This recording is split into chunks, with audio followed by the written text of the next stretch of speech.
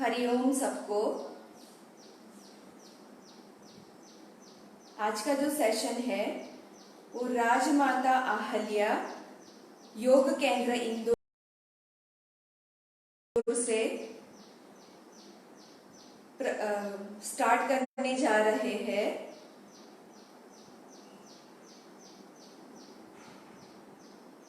मेरा नाम रंजना पटेल है, मैं बड़ौदा से हूँ। मैंने योग में डिप्लोमा किया है, अभी मास्टर कर रही हूँ और 11 साल से मेरे क्लासेस चल रहे हैं योग के। और गुजरात राज्य योग बोर्ड से भी मैं जुड़ी हुई हूँ, मैं योग कोच हूँ।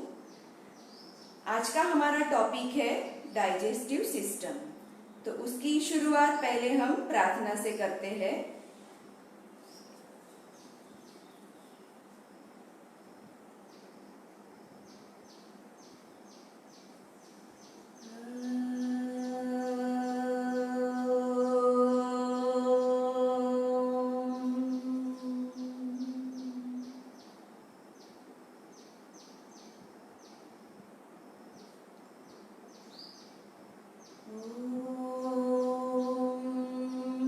अस्तो मा सद्गमय तमसो मा ज्योतिर्गमय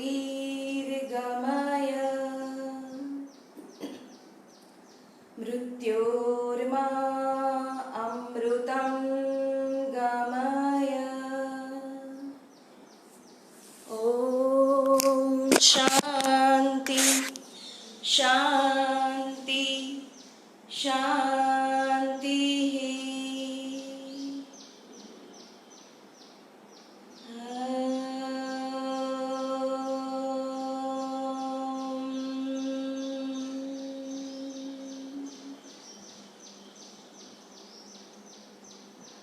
सबका धन्यवाद। तो आज का हमारा टॉपिक है डाइजेस्टिव सिस्टम। शरीर जो 5 महाभूत से बना है, 5 एलिमेंट से बना है, उसमें ऊर्जा जो है, ऊर्जा यानी एनर्जी, उसको हम अलग अलग नाम से जानते हैं। और ऊर्जा से ही हमारा शरीर चलता है। शरीर में मेन जो 8 सिस्टम है, उसमें से जो मेन सिस्टम, सभी सिस्टम मेन ही होती है, पर उसमें से जो मुख्य सिस्टम एक है वो है डाइजेस्टिव, पाचन तंत्र, डाइजेस्टिव सिस्टम। तो आज हम उसके बारे में थोड़ा जानेंगे और उसके रिलेटेड थोड़े आसन भी करेंगे। तो ये जो डाइजेशन सिस्टम है, शरीर को, जीवन को चलाने के लिए 3 चीजें बहुत ही मुख्य है। एक तो हवा, पानी और खुराक। और सबसे मुख्य है प्राण शक्ति, जो हम ब्रीदिंग के द्वारा हमारे शरीर में लेते हैं, प्रवेश करते हैं। और खुराक भी उतना ही जरूरी है। खुराक हमें क्या देता है? तो शरीर को 3 प्रकार के तत्व, फैक्टर हमें मिलते हैं आहार से। एक तो हमारा बॉडी बिल्डिंग होता है, दूसरा हमें प्रोटेक्शन मिलता है और तीसरा हमें एनर्जी देता है फूड। तो जीवन में, जीवन को चलाने के लिए ये फूड भी बहुत ही, आहार भी बहुत ही महत्व है। आहार बहुत सारे प्रकार के हैं, पर आहार कैसा लेना है वो बहुत ही मुख्य है। हमारा आहार सात्विक होना चाहिए। अगर हमारा आहार सात्विक नहीं होगा तो हमारा डाइजेशन सिस्टम है वो भी वीक होता जाएगा। तो सात्विक आहार यानी क्या? जो हम खाना खाते हैं वो हमें इजीली डाइजेस्ट हो जाना चाहिए। जो नेचर में से, माँ प्रकृति में से जो आहार मिलता है उसको ही हमें ग्रहण करना चाहिए। हमारा शरीर हम देखते हैं तो 5 एलिमेंट से जो बना है, जो नेचर में है, आकाश, पृथ्वी, जल, अग्नि, ये जो 5 चीजें हैं वही, उससे ही शरीर हमारा बना है। अगर हम नेचर के साथ जुड़ के रहते हैं तो हमारे अंदर की जो सिस्टम है वो भी सही से चलती है। तो डाइजेस्टिव सिस्टम के लिए योग में बहुत सारे आसन हैं। आसन जो आरामदायक होते हैं, ध्यान लक्षी होते हैं और आरोग्य लक्षी भी होते हैं। तो कई आरोग्य लक्षी आसन है जो हम करते हैं उससे हमारा जो पाचन तंत्र है उसके ऊपर इफेक्ट होती है और हमारा पाचन तंत्र एक्टिव रहता है। तो चलो आज हम थोड़े आसन की अभ्यास करते हैं। तो पहले हम आसन लेंगे खड़े होके, थोड़ी सूक्ष्म व्यायाम करेंगे और फिर आसन के ऊपर जाएंगे। तो खड़े हो जाएंगे।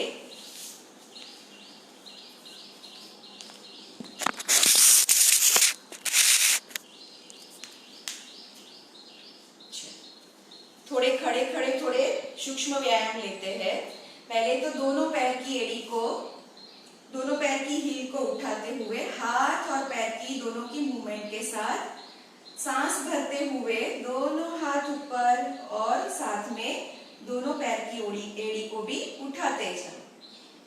सांस छोड़ते हुए नीचे। ये अभ्यास हम 5 बार करेंगे। सांस भरते हुए ऊपर, सांस छोड़ते हुए नीचे।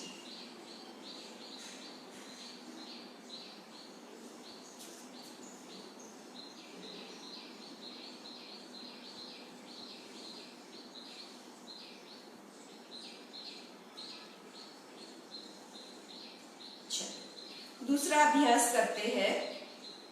तो दूसरा अभ्यास करते हैं। दोनों पैर के बीच में हल्का सा अंतर ले लिया। दोनों हाथ शोल्डर लेवल पे। यहाँ पे मुझे साइड बाय साइड बेंडिंग लेना है, देख लेंगे। सेम वैसे दूसरी तरफ।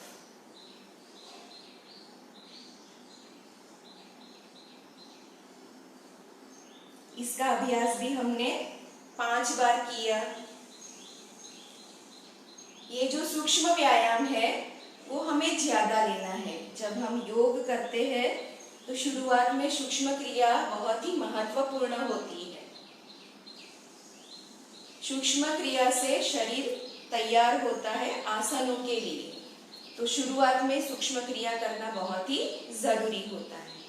चलो दूसरी हम अभ्यास करेंगे सूक्ष्म व्यायाम का। फिर से दोनों पैर के पंजे के बीच में अंतर करते हुए, दोनों हाथ शोल्डर लेवल पे रखते हुए कमर से हम धीरे धीरे साइड बाय साइड ट्विस्ट करते जाएंगे।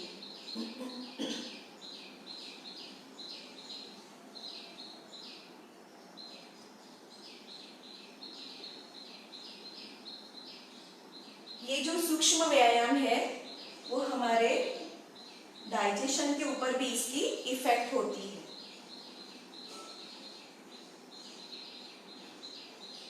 इसका अभ्यास भी हमने 5 बार किया। नेक्स्ट जो है उपाद हस्तासन लेंगे।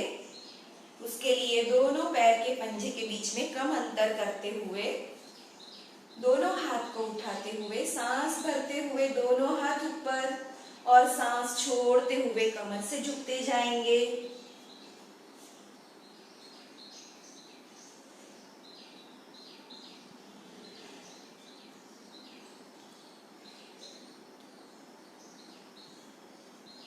इसका अभ्यास भी 5 बार करेंगे।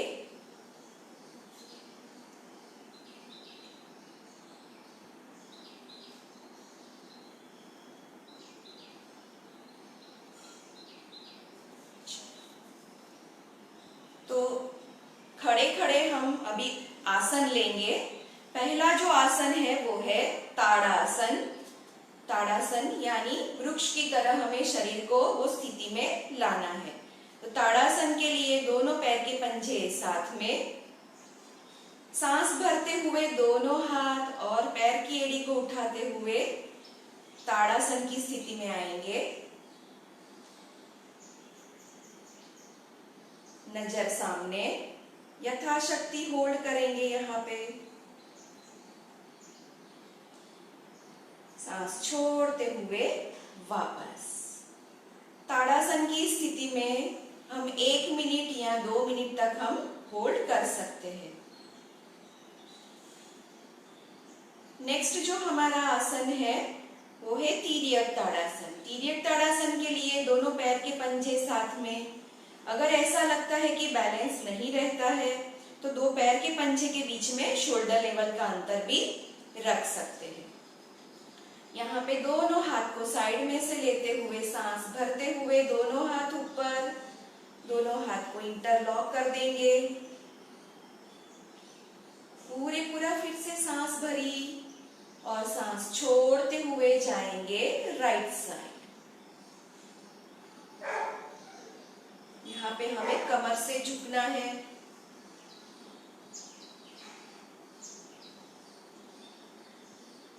यथाशक्ति होल्ड किया तिर्यक ताड़ासन में।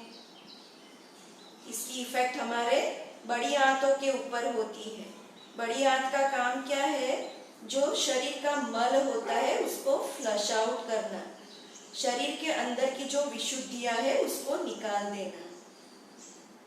सांस भरते हुए वापस। जब हम आसन की स्थिति में होते हैं तो यथाशक्ति होल्ड करना है और फिर ब्रीदिंग नॉर्मल हो जाएगी। फिर से दूसरी साइड, लंबी गहरी सांस भरी, सांस छोड़ते हुए गए दूसरी साइड।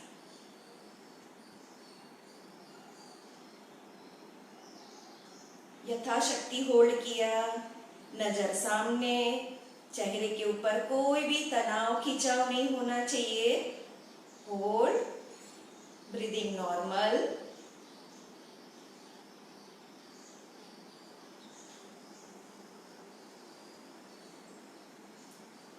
और सांस भरते हुए समस्थिति में आ जाएंगे।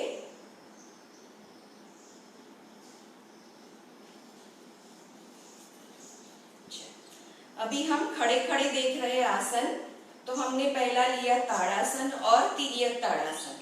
ताड़ासन में हमने पैर की एड़ी को उठाया, तो पैर की एड़ी को उठाया और वो स्थिति में रुके, ताड़ासन की स्थिति में। जो हमारा नी के पीछे यानी पैर के पिंडी जिसको बोलते हैं काफ, वो हमारा सेकंड हार्ट है। हमारा एक जो ब्लड सर्कुलेशन सिस्टम है वो उससे एक्टिव होता है। हमने ताड़ासन लिया, ब्लड सर्कुलेशन सिस्टम हमारा एक्टिव रहेगा। हर एक जो सिस्टम है शरीर की वो इंटरकनेक्टेड है। अगर हमारा ब्लड सर्कुलेशन सिस्टम एक्टिव होगा, अच्छा होगा, तो हमारा डाइजेशन भी अच्छा रहेगा।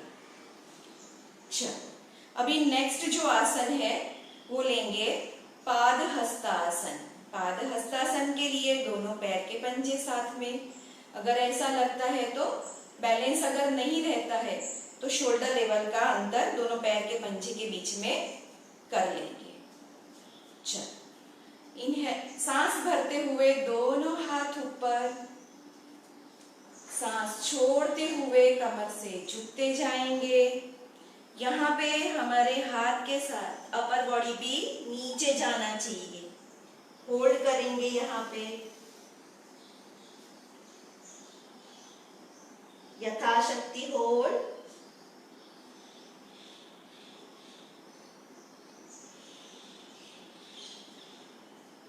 आध हस्तासन में पूरा हमारा जो कोर एरिया है वो पूरा कॉम्प्रेस होता है, जिसकी वजह से हमारे छोटी आंत और बड़ी आंत के ऊपर इफेक्ट होती है।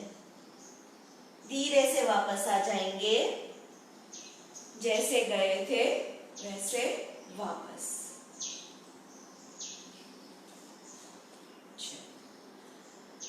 पाद हस्तासन की जो स्थिति है उसमें हमारे छोटी आंत और बड़ी आंत के ऊपर उसकी इफेक्ट होती है। छोटी आंत और बड़ी आंत का काम, छोटी आंत का काम न्यूट्रिशन बनाना है और बड़ी आंत का काम है हमारे शरीर की जो विशुद्धियां है वो मल निकालना। तो उसके ऊपर दबाव आने से वो एक्टिव रहते हैं। अभी नेक्स्ट जो आसन है वो है त्रिकोणासन। त्रिकोणासन के लिए दोनों पैर के पंजे के बीच में अंतर किया, दोनों हाथ को शोल्डर लेवल पे लिए। अभी मुझे जिस साइड जाना है उस साइड का पैर का पंजा मुझे बाहर निकालना है। मैंने यहाँ पे मेरा लेफ्ट वाला पैर का पंजा बाहर निकाला।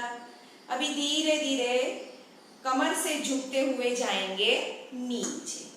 अगर मैंने पैर सीधा रखा है और अनकंफर्टेबल लग रहा है तो पैर को नी से मोड़ भी सकते हैं और धीरे धीरे जाएंगे नीचे। लेफ्ट वाला हाथ नीचे, राइट वाला हाथ ऊपर। कोशिश करें दोनों हाथ एक लाइन में रखने की। नजर मेरी होगी ऊपर वाले मिडल फिंगर के ऊपर, मध्यमा दृष्टि रखेंगे और यहाँ पे रुकेंगे यथाशक्ति।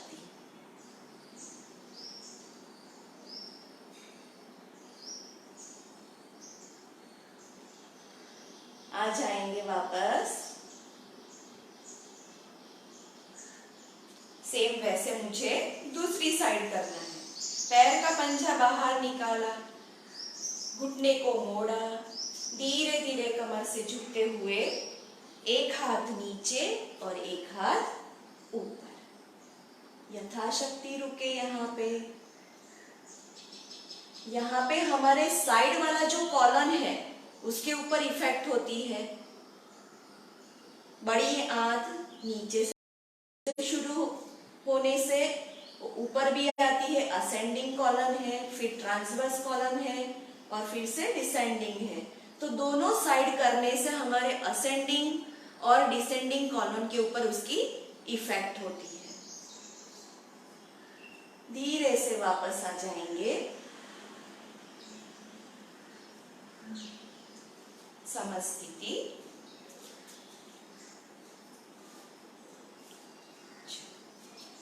अभी हम थोड़े बैठने वाले आसन करेंगे।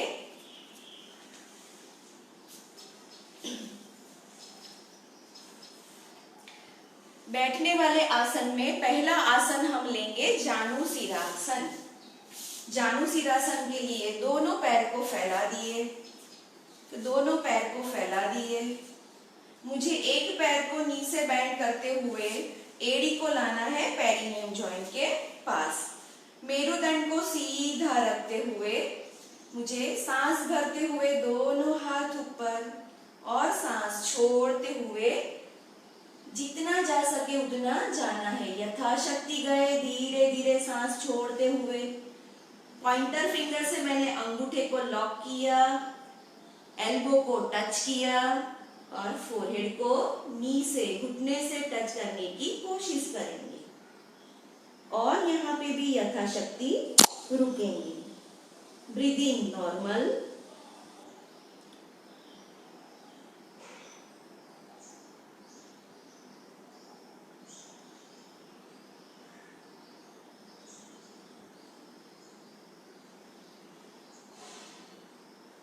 धीरे से आ जाएंगे, जैसे हम स्टेप बाय स्टेप गए थे वैसे वापस। तो ये हुआ हमारा जानुशिरासन। हमने एक साइड किया, सेम वैसे हम दूसरी साइड भी कर सकते हैं।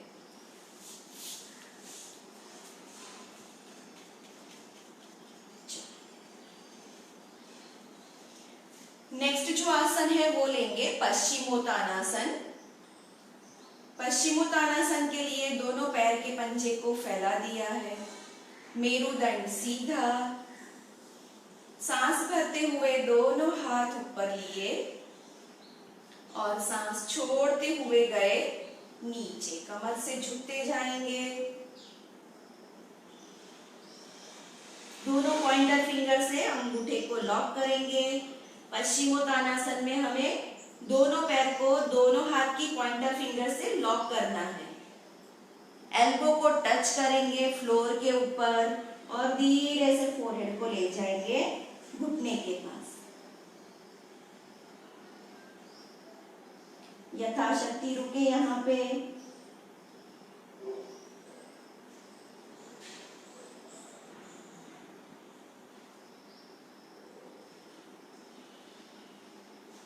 धीरे से आ जाएंगे।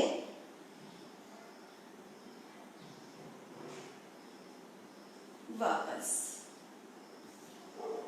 ये जो बैठक के हम आसन ले रहे हैं, खड़े खड़े पहले लिए, बैठक के लिए, ये सब आसन से हमारा जो पाचन तंत्र है वो बहुत ही एक्टिव रहता है, क्योंकि इसकी इफेक्ट हमारे बेसिकली छोटी आंत, बड़ी आंत, स्टमक के ऊपर रहती है। स्टमक के नीचे जो पैनक्रियाज है, ग्लैंड है, वो उसके ऊपर भी अच्छी इफेक्ट रहती है। पैनक्रियाज ग्लैंड में से जो हॉर्मोन्स निकलते हैं वो अच्छी तरह उसका कंट्रोल में हार्मोन सिक्रेशंस होते हैं उसके। चल नेक्स्ट जो आसन है वो हम लेंगे उष्ट्रासन। उष्ट्रासन से पहले एक वज्रासन में आ जाएंगे। वज्रासन एक ऐसा आसन है जो हम खाना खाने के बाद भी कर सकते हैं। तो पहले देखते हैं वज्रासन। वज्रासन के लिए दोनों पैर के पंजे को फैला दिया है मैंने। एक एक पैर को मुझे नी से, घुटने से बैंड करते हुए आना है वज्रासन की स्थिति में। यहाँ पे दोनों पैर के पंजे के अंगूठे जुड़े हुए होने चाहिए। पंजे का, पैर के पंजे का जो कप जैसा बनता है उसके हमारा बॉडी फिक्स करना है। मेरुदंड सीधा यहाँ पे, दोनों हाथ थाइस के ऊपर, नजर सामने, और ये स्थिति में हमें 1 या 2 मिनट तक बैठना है। वज्रासन में हम 5 मिनट से लेके पूरा दिन बैठ सकते हैं। जब हमें ऐसा लगता है कि अभी मैं फ्री हूँ या टीवी देख रही हूँ, किसी के साथ बात कर रही हूँ, तो वज्रासन की स्थिति में बैठ के हम वज्रासन की स्थिति ग्रहण करके भी हम ये सब कार्य कर सकते हैं। ये एक ऐसा आसन है जिससे हमारा डाइजेशन बहुत ही अच्छा रहता है। तो ये हुआ हमारा वज्रासन। वज्रासन में से हम जो नेक्स्ट आसन है वो लेंगे उष्ट्रासन। तो उष्ट्रासन में मुझे आना है वज्रासन में ही और धीरे से बॉडी को उठाना है।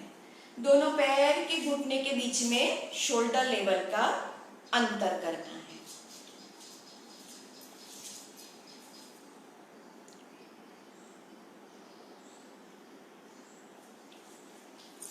तो शोल्डर लेवल का अंतर रखते हुए यहाँ पे मुझे 2 प्रकार से हो सकता है उष्ट्रासन। आज हम एक प्रकार का देखेंगे।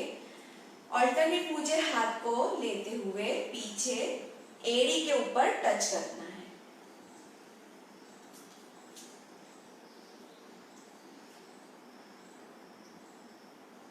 उष्ट्रासन में यथाशक्ति रुकने की कोशिश करेंगे।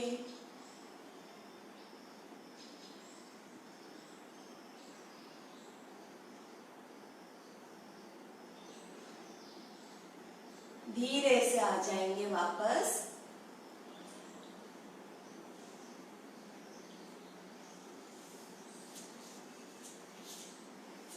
ये जो आसन है हमने लिया था बैकवर्ड बेंडिंग। यहाँ पे हमारे कमर के ऊपर भी, मेरुदंड भी के ऊपर भी इफेक्ट होती है और हमारे छोटी आंख, बड़ी आंख के ऊपर भी इफेक्ट रहती है इसकी। चलो बैठक की स्थिति का जो नेक्स्ट आसन है वो देखेंगे। आसन का नाम है आकर्ण धनुरासन। तो दोनों पैर को मैंने फैलाए हैं। दोनों हाथ को सांस भरते हुए ऊपर, सांस छोड़ते हुए मुझे हाथों को नीचे ले जाना है और दोनों हाथ क्रॉस में आते हुए जो नीचे वाला हाथ है उससे पैर के अंगूठे को मैंने लॉक किया। उसी पैर को मुझे घुटनों से मोड़ते हुए पैर को कान के पास ले जाना है और यहाँ पे रुकेंगे।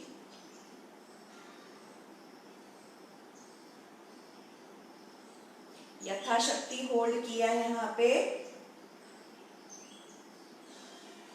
और वापस। सेम वैसे मुझे दूसरी साइड भी करना है। हम कोई भी आसन करते हैं तो थोड़ा रुकने की कोशिश करेंगे, क्योंकि आसन का जो पहला ही है नियम वो है स्थिरम सुखम आसनम। वो चाहे सुखासन हो, चक्रासन हो या शीर्षासन हो।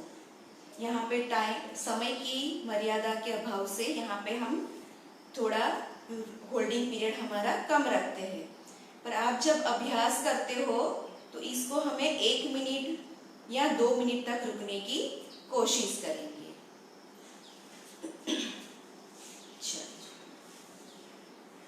हमारा जो नेक्स्ट जो आसन है वो है वक्रासन। वक्रासन के लिए मैंने दोनों पैर को फैलाए हैं। एक पैर को मुझे नी से बेंड कर देना है। जो पैर मैंने घुटनों से मोड़ा है उसी साइड वाले हाथ को मुझे पीछे ले जाना है। दूसरे हाथ का सपोर्ट मुझे जो पैर खड़ा है वहां पे रखना है। अगर मेरे हाथ ये हाथ से एंकल नहीं पकड़ सकती हूँ तो हाथ को खड़ा भी रख सकते हैं।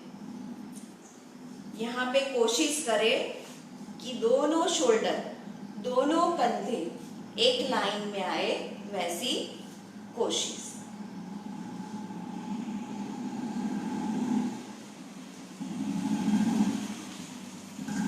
वक्रासन की स्थिति में साइड वाला जो हमारा कॉलम है उसके ऊपर बहुत ही अच्छी इफेक्ट होती है।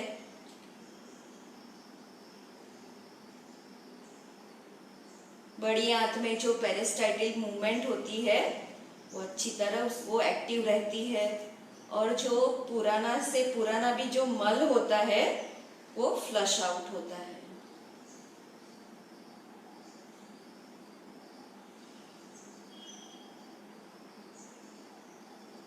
आ जाएंगे वापस।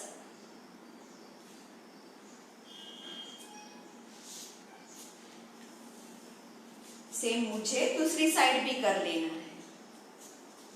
नेक्स्ट जो हमारा आसन है वो है अर्ध मत्स्येंद्र आसन।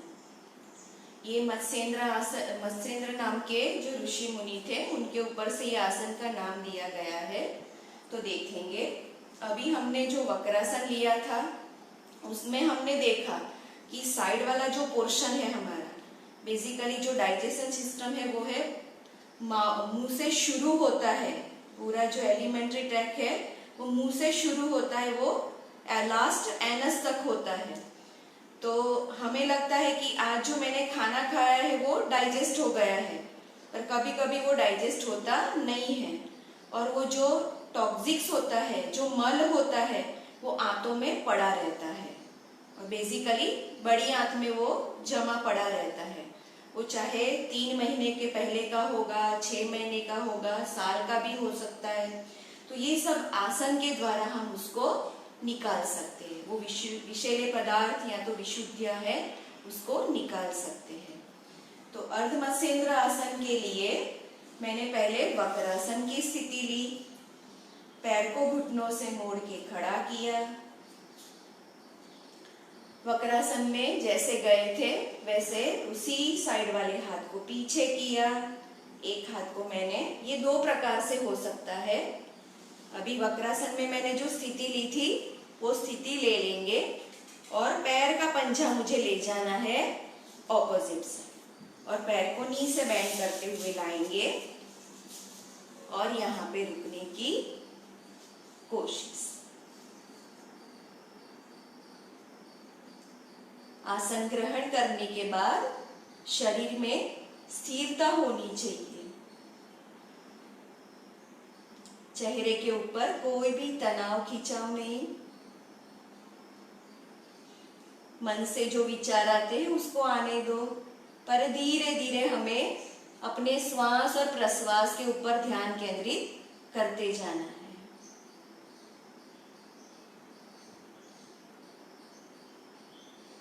वापस आएंगे। जब आसन में हम प्रवेश कर लेते हैं उसके बाद हमारा ध्यान श्वास और प्रश्वास के ऊपर होना चाहिए, या तो आंखें बंद कर लेनी चाहिए ताकि हमारा ध्यान बाहर की तरफ नहीं चला जाए। अगर हमारा ध्यान बाहर की तरफ जाएगा तो आसन जो हमने ग्रहण किया है उसकी इफेक्ट अच्छी होगी नहीं। बैठक के आसन हमने देखे, अभी हम थोड़े पीठ के बल के आसन देखेंगे। तो हो जाएंगे पीठ के बल।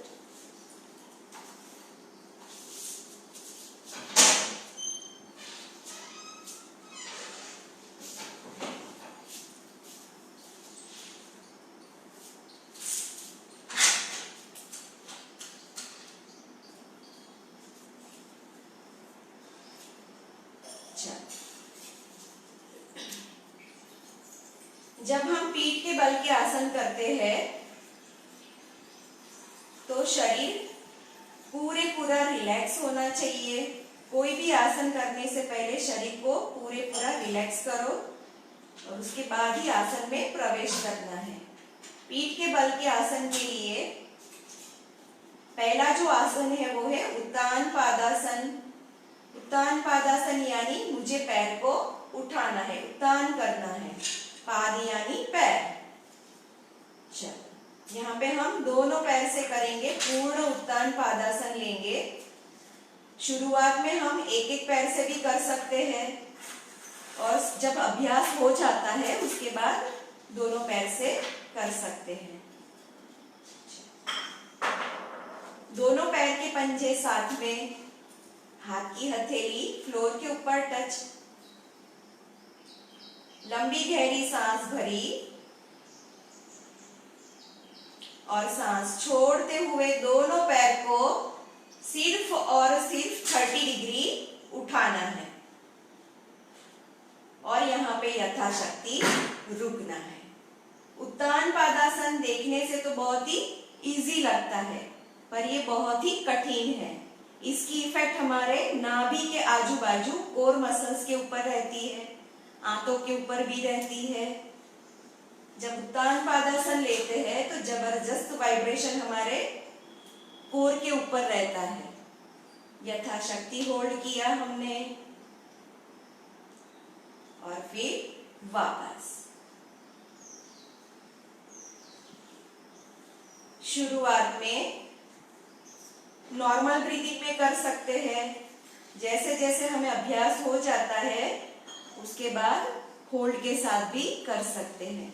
अगर हम इसको होल्ड के साथ करते हैं यानी सांस भरी, सांस छोड़ते हुए हमने उत्तान पादासन लिया तो ये जो स्थिति है उसमें हमारा डाइजेशन बहुत ही अच्छा रहता है। नेक्स्ट जो आसन है वो है पवन मुक्तासन।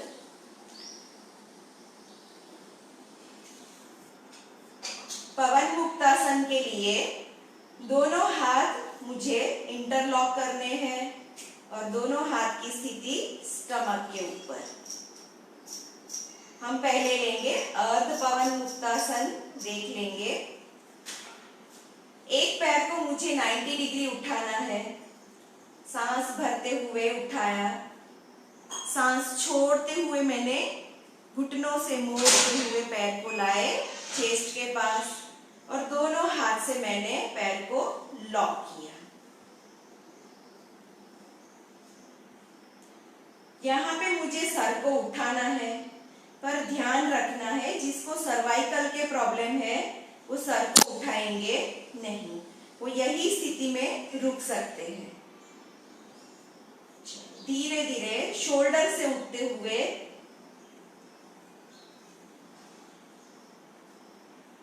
होल्ड करेंगे।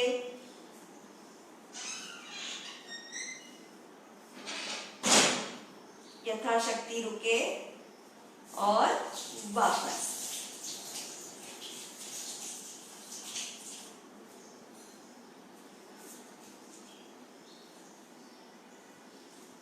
नेक्स्ट जो हमारा आसन है वो है नौकासन। नौकासन के लिए दोनों पैर के पंजे साथ में, दोनों हाथ को सर के पीछे ले जाएंगे।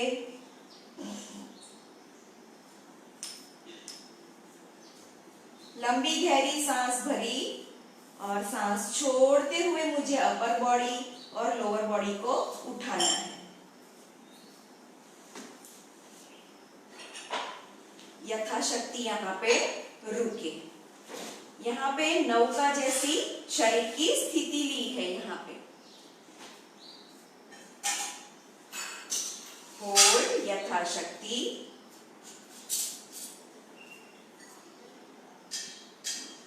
और वापस।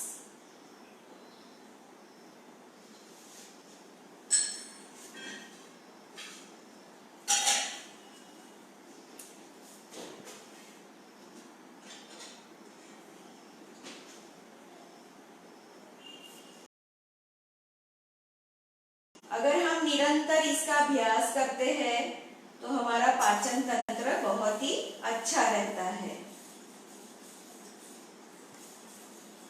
अगर हमें ये पोजीशन में हम आसन लेते हैं और हमें आराम यानी रेस्ट लेना है तो हम शवासन की स्थिति में हमारे शरीर को रिलैक्सेशन दे सकते हैं। नेक्स्ट जो आसन है वो है कटी उत्थान आसन। कटी उत्थान आसन के लिए दोनों पैर के पंजे के बीच में अंतर, दोनों पैर को घुटनों से मोड़ देंगे। अभी यहाँ पे दोनों हाथ की स्थिति पैर के तलिए के नीचे रख देंगे। सांस भरते हुए मुझे कमर को कटी यानी कमर, सांस भरते हुए कमर को धीरे धीरे उठाते जाएंगे। जब तक कुंडी हमारी कंठ के ऊपर नहीं लगती है तब तक उठाने की कोशिश करेंगे।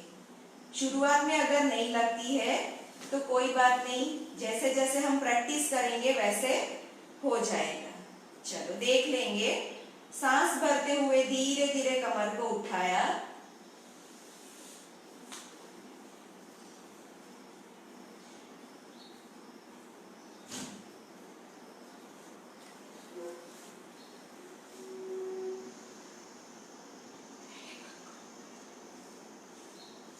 यथाशक्ति करने के बाद आसन का त्याग करेंगे। जैसे गए थे वैसे वापस समस्थिति।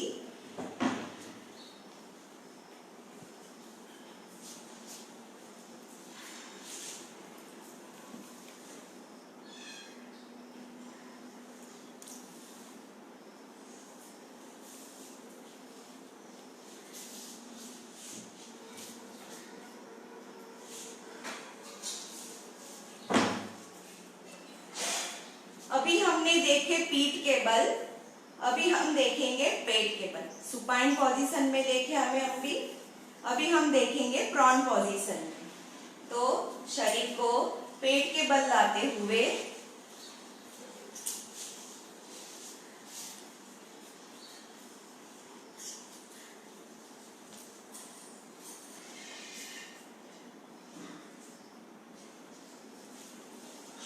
पहला आसन है हमारा भुजंगासन। तो भुजंगासन के लिए भुजंगासन के लिए पहले सूक्ष्म व्यायाम करेंगे। हाथ की हथेली के ऊपर दूसरे हाथ की हथेली, पंजे को मुझे स्लिप कर देना है। यहाँ पे हाथ की स्थिति रहेगी कंठ के पास। पहले सूक्ष्म व्यायाम करेंगे। सांस भरते हुए नाभि तक उठे, सांस छोड़ते हुए नीचे। ये सूक्ष्म व्यायाम से भी हमारा डाइजेशन बहुत ही अच्छा रहता है।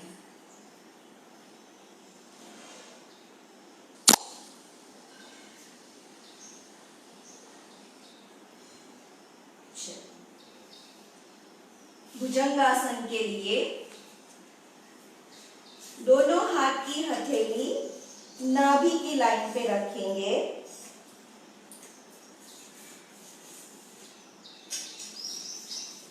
दोनों पैर के पंजे को लेटा देंगे।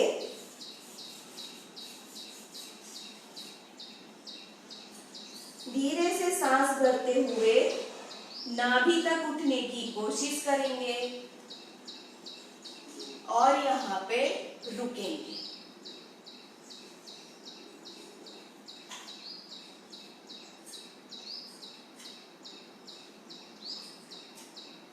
यथाशक्ति रुके, सांस छोड़ते हुए वापस।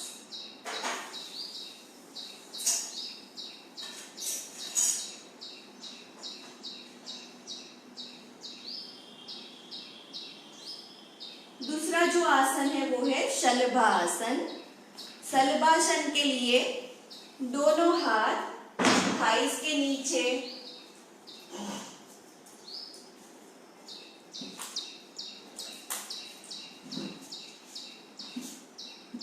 दोनों पैर के पंजे को लेटा देंगे।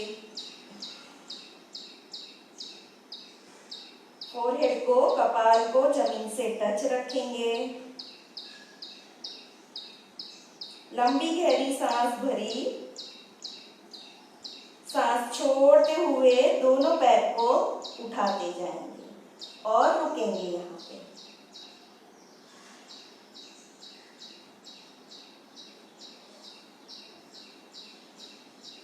वापस। तो ये हुआ हमारा शलभासन। अभी जो नेक्स्ट आसन है वो है धनुरासन। तो धनुरासन के लिए ये भी पेट के बल है, प्रॉन पोजीशन में। दोनों पैर के पंजे के बीच में अंतर, दोनों पैर को घुटनों से मोड़ दिया और दोनों हाथ से मैंने पैर के एंकल को पकड़ लिया। सांस भरते हुए अपर बॉडी लोअर बॉडी को उठाते जाना है।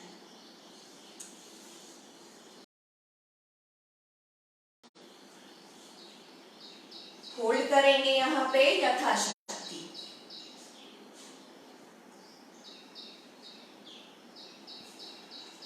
धनुरासन की पोजीशन में हम रोलिंग भी कर सकते हैं। अच्छे डाइजेशन के लिए ऐसे रोल भी कर सकते हैं।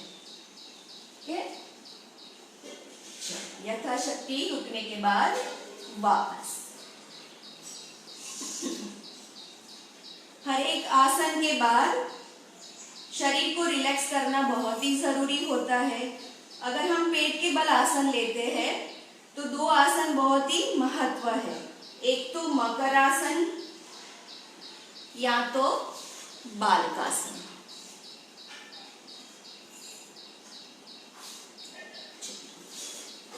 हो जाने के बाद ये अभी हमने जो आसन देखे उससे हमारा जो डाइजेशन है वो बहुत ही अच्छा रहता है। आज हमने खड़े होके बैठने के आसन देखे, थोड़े पेट के बल देखे और पीठ के बल देखे। तो अगर हम इसका निरंतर अभ्यास करते हैं तो हमारा पाचन तंत्र बहुत ही अच्छा रहता है। बोलते हैं कि पेट सफा तो सर्वदर दफा।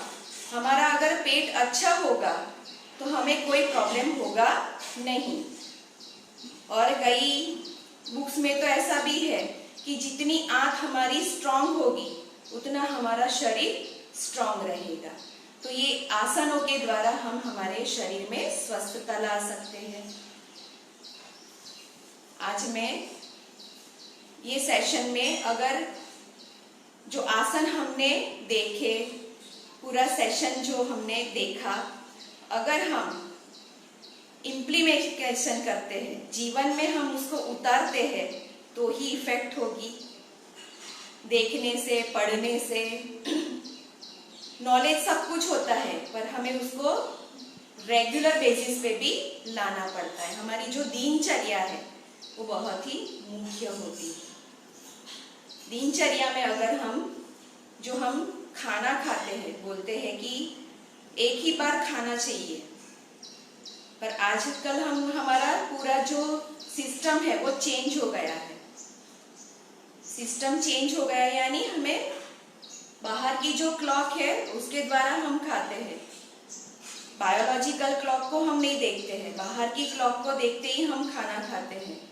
मॉर्निंग हुई नाश्ता किया, दोपहर हुई लंच करना है, शाम को ब्रंच करना है, फिर डिनर लेना है। पर अगर हम हमारे शरीर की बायोलॉजिकल क्लॉक को अगर ध्यान में रखते हुए खुराक लेते हैं तो हमारा डाइजेशन अच्छा रहता है। और सबसे महत्वपूर्ण चीज़ है हमारा मन। अगर हम माइंडफुल खाना खाते हैं तो डाइजेशन बहुत ही अच्छा रहेगा। मुंह में जो टीथ दिए हैं वो नेचुरल ज्यूसर है। 32 टीथ दिए हैं तो 32 टाइम्स उसको खुराक को, जो फूड है उसको च्यू करना चाहिए। पर हम तो 2-3 या तो ज़्यादा से ज़्यादा 8-9 बार च्यू किया और अंदर। टंग के नीचे जो सलाइवा है वो जितनी मिक्स होगी फूड के साथ उतना ही डाइजेशन हमारा अच्छा रहेगा। तो हम जब खाना खाते हैं तो माइंडफुल खाना खाएंगे। जब हम खाना खाते हैं तो टीवी या तो बातें करते हुए न खाएं, वो भी बहुत ही इफेक्ट करता है। तो आज का सेशन जो डाइजेस्टिव सिस्टम के ऊपर था, तो आशा रखती हूँ कि सबको अच्छा ज्ञान मिला होगा। आसन जो करवाए अगर निरंतर अभ्यास करेंगे तो आपको गैस, कब्जी उसकी प्रॉब्लम से छुटकारा ले सकते हैं। और मैं धन्यवाद करती हूँ राजमाता अहल्या योग केंद्र इंदौर का, जिन्होंने मुझे ये मौका दिया। थैंक यू, बहुत ही धन्यवाद। और मुझसे जो कोई भूल हो गई हो तो माफ़ कर देना। ओम अस्तु।